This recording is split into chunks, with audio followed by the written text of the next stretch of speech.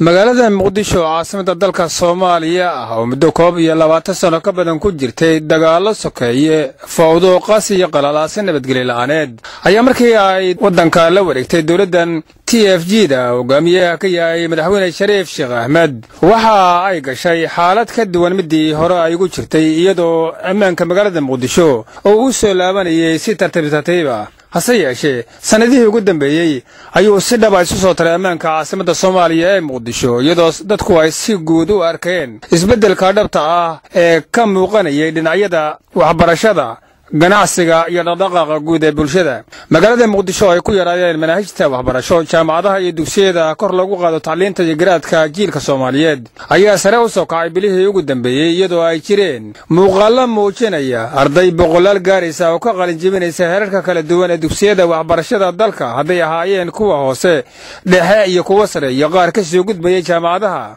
oo u sii ambabahaya dhinaca dalal dibadeed markay deeqo waxbarasho oo dawladahan walaalahana ay ugu deeqan dawladda Soomaaliya ay heleen magaalada Muqdisho ayaa waxyaabaha farxadda gelin kara qalbiga dadka Soomaaliyeed ee gudaha iyo dibadda ku nool waxa kamid ah layrar ku shaqeeya ilayska qorraxda oo kamid ah horumarada dhinaca ammaanka soo geliyay laga dhisay magaalada Muqdisho wadooyinka waaweyn ee kamid ah qaarkood dhismayaal taariikhi ah oo dib dawladda u dhistay dhismayaasha kala duwan ee laamaha dawladda oo ayaguna dawladda si rasmi ah uga shaqo bilowday iyo maskax iyo aqoon ay la soo laabteen jiil Soomaaliyeed oo muddo dalka dibadiisa ku maqnaa kuwaasi oo wax badan ka qabtay ama ku soo kordhiyay horumarka dhinaca tacliinta ee ay u baahnay dalka Soomaaliya haddaba warbaahinta dawladda ayaa saaka waxa ay mikrofoonka la dhex qaaday bulshada Soomaaliyeed ee ku nool magaalada Muqdisho oo isugu jira kuwa muddo fara badan dalka dibadiisa ku maqnaa hase yeeshee nabadda ka dhalatay caasimadu ay soo celisay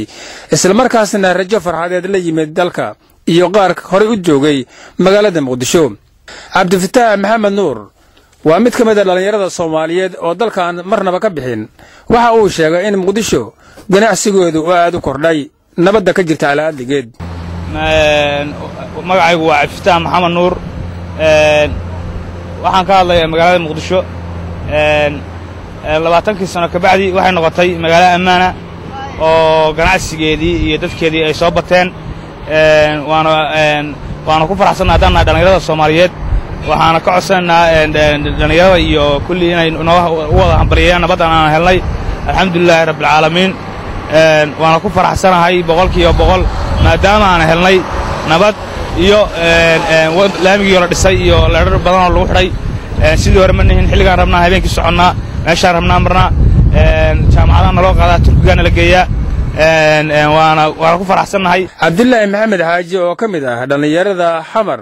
ayaa rumaysan in isbedeladan ay magaalada Muqdisho la timid ay sababteeda leedahay iyo waxbarashaduba dadaal ay bixisay dawladda Soomaaliya hormuudka ka yahay madaxweyne Shariif Sheekh Ahmed waxaan joognaa anagu dadka Xamar ka qaxmaahin dadka Xamar joogayaan nahay dhacdooyinka soo dhacayo dhan goob joog u ahayn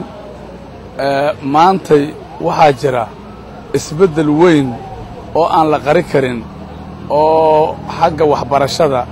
xagga caafimaadka xagga muxuu ahay ii sheeg nabadgelyada isbedel weyn oo aan la qari karin ayaa maanta jira waxaana sabab u ah dawladda Soomaaliyeed khaasatan waxa sharaf u ah waxaan sabab oo wax walba sabay leeyihiin Sheekh Shariif Sheekh Ahmed oo ummadda kala irdhowday isku keenay oo aad ogtihiin inuu Garowe ka degay oo aad ogtihiin inuu Cadaadad ka degay oo aad ogtihiin inuu balcad ka degay oo aad ogtihiin inuu ciidanku meesha qabto maanta ku xigto oo tago Ahmed Yaasiin Saalax waa nin dhalinyaro ah oo muddo ku maqnaa Muqdisho waxa warbaahinta dawladda u sheegay in magaalada Muqdisho ay gashay marxalad aad loogu farxo isla markaasna xiiso gelin karta qulubta ama qalbiyada dadka Soomaaliyeed ee ku nool gudaha dalka iyo dibadda isagoo warbaahinta qaarkoodna ku sheegay in ay ka been sheegayaan nabadda ka jirta magaalada Muqdisho oo ay ka bixinayaan sawir ah magaalo aan nabdoonayn hase yeeshee waxa uu yiri waa in ay indhahooda ku arkaan oo yimaadaan dalka run ahaantii waxaan ka mid ahay dhalinyaradii waqtigii Muqdisho colaaduhu ka dhaceen oo ga baxday banaanka hadda ayaan ku soo noqday run ahaantii bilicda magaalada iyo habsami socodka magaalada iyo siday wax u kala socdaan runtii ma aanan malaynayn sida tan waxyaabaha ay warbaahintu noo soo gudbin jiray imajada noo soo gudbin jiray waxba kama jiraan weeye runtii maanta magaalada Muqdisho 10 saac oo habeenimo ayaa dhex mari kartaa xilligaad rabto ayaa dhex mari kartaa dhismayaashii iyo meelihii bilicsanaa oo dhan dib u habayn ayaa ku socota runtii waxaan filayaa inay Soomaaliya dadkii inta badnayd ay Muqdisho isugu yimaadeen waxa ka socda ansixinta dastuurka kumeel gaarka run ahaantii muuqaalada kala duwani ma rumaysan kartid inta adoo aan iman halkan waayo waxa propaganda iyo been abuur waxa uu inta la daba taagan magaala madaxdeena warbaahinta qayb ka mid ah iskuma jirto warbaahintu qayb wax garada way jiraan qayb micnihii inta wanaagsan soo gudbinahay way jiraan laakiin dhammaantood waxay u badan yihiin kuwa propaganda iyo been ka sheega runtii madaxweynaha Sheekh Shariif aad ayuu ugu mahadsan yahay wax qabadkiisii 2 sano wax buu na tusay muuqaallo wanaagsan oo kala duwan wadanka uu soo ziyaadiyay dawladda Soomaaliya oo kaashanaysa shacbigeeda ayaa waqti badan iyo muruq iyo maskaxba ku bixiyay sidii caasimadda Soomaaliya ee Muqdisho oo 2 sanadood ka hor qof kasta oo Soomaaliyeed oo wadnaha farta ku haya cabsi daraadeed u suura gelisay in xitaa haliyada habeenkii dhalinyaradu